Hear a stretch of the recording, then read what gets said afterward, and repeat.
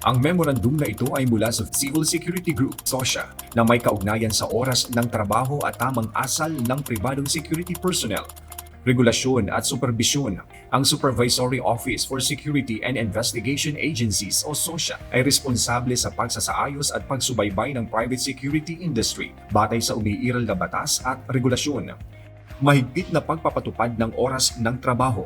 Lahat ng private security service providers o PSSPs sa pamamagitan ng kanilang security officers o detachment commanders ay kailangang tiyakin ang mahigpit na pagsunod sa itinalagang oras ng trabaho ng mga private security professionals o PSPs alinsunod sa batas sa paggawa o labor laws.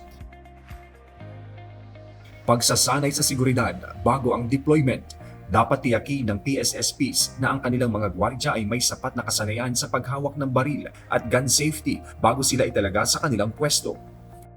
Ang security officers o detachment commanders ay dapat sumunod sa guard mounting upang may pamahagi ang karagdagang impormasyon at mga tagubilin. Ang operations officers ng PSSPs ay dapat regular na mag-monitor at magsagawa ng malapitang pangangasiwa upang matiyak ang pagsunod sa lahat ng regulasyon.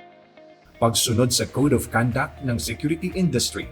Lahat ng PSSPs ay kailangang tiyakin na ang kanilang PSPs ay kabisado at isinasapuso ang 11 General Orders at ang profesional na pag-uugali at etikal na pamantayan ng private security industry.